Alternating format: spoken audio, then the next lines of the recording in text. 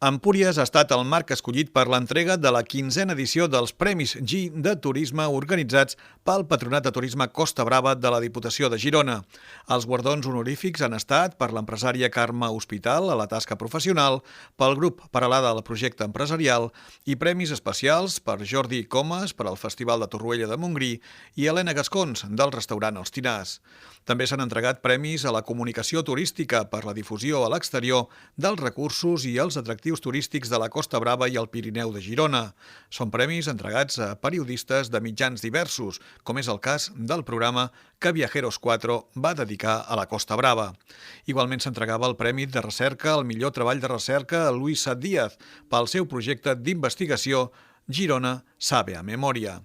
S'han lliurat els diplomes i el nou trofeu escultòric Línies Geogràfiques, creat per Gareth Vilà, alumne de l'Escola d'Art d'Olot. Els Premis G de les comarques gironines són uns guardons de turisme que el Patronat de Turisme va crear l'any 2005, amb l'objectiu de reconèixer i premiar la trajectòria i la bona gestió empresarial dels professionals turístics gironins. L'acte, amb aforament limitat, era presidit pel president de la Diputació de Girona, Miquel Noguer, i comptava amb la presència del conseller d'Empresa i Coneixement de la Generalitat de Catalunya, Ramon Tremosa, i de l'alcalde de l'Escala, Víctor Puga, a més d'un reduït nombre d'autoritats, guardonats i representants del sector turístic gironí. Als parlaments, el conseller Tremosa mostrava com la crisi generada per la pandèmia ha servit per mostrar també la importància del paper del turisme al país. Penso que aquesta crisi ha posat en relleu el paper tractor, amb majúscules, que té el sector turístic. Tractor, projecte tractor, què vol dir projecte tractor? Projecte que va més enllà del propi sector turístic, de la riquesa que creen els hotelers i els restauradors, i que hem vist que pel comerç era molt important, i això val per Barcelona ciutat, però també per Costa Daurada i Costa Brava, on som avui, i que també per una part del sector immobiliari era molt important el turisme. Per tant, així com abans de la pandèmia hi havia qui molt legítimament qüestionava si Catalunya tenia massa turisme, i hem sentit a vegades representants d'institucions democràticament escollits que deien hi ha massa turisme a Catalunya,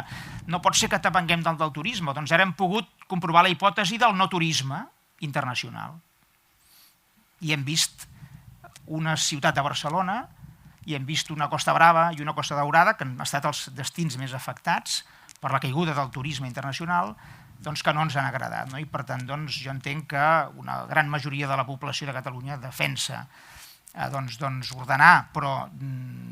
obrir les portes en aquest turisme internacional, i ara hem descobert que necessitem una política de més i millor turisme i per tant que puguem tornar a ser una potència turística com és Catalunya, que l'any 2019 va arribar gairebé als 20 milions de turistes internacionals. Miquel Noguer, president de la Diputació de Girona, parlava també de la crisi i, en aquest cas, del que s'ha pogut aprendre i es pot aplicar en un futur. Els empresaris, permeteu-me fer-vos un agraïment i lluant-se el vostre esforç i compromís, reconeixent la vostra valentia i la vostra resiliència. D'aquesta crisi, de la que ja comencem a veure la fi, hem après lliçons útils relacionades amb el nostre model turístic i el futur que volem. Ratifiquem la unió i la conjura del sector públic i el sector privat per lluitar contra la crisi i restablir la nostra economia i societat. És el moment de virar radicalment cap al turisme sostenible i inclusiu. Lamentablement, pel camí hem perdut persones i empreses petites i mitjanes, però persistim en la nostra vocació turística i seguirem lluitant per posar en valor els atractius i valors de la nostra comarca, de les nostres comarques, Costa Brava i també el Pirineu de Girona. Des del Patronat de Turisme, tal com venim fent des de fa 45 anys, treballem i treballarem per donar suport a les entitats i empreses turístiques gironines i ens posem al vostre costat en aquests moments tan difícils a fi de sortir plegats d'aquesta situació. Per la seva banda, l'alcalde de l'Escala insistia en la necessitat que tot el sector turístic remi en la mateixa direcció per tirar endavant amb garanties. El sector es troba, es reuneix novament i ho fa per conjurar-se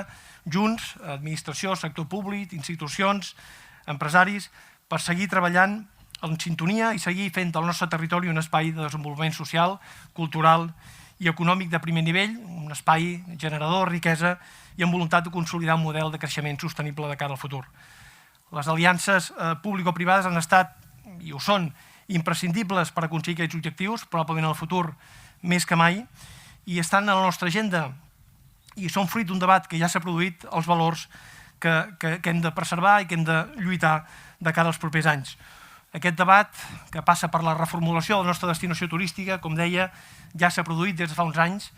i com a eix, ja ha establert com a eix fonamental de present i de futur l'aposta per la qualitat, l'aposta per aquest espai en el que el territori, el paisatge, la conservació del nostre patrimoni natural immaterial i material és un eix irrenunciable i que ens ha de garantir el futur d'aquest paisatge, d'aquest territori, de la nostra destinació. La cerimònia ha comptat amb l'actuació del grup d'havaneres Les Anxovetes i el patrocini de CaixaBank.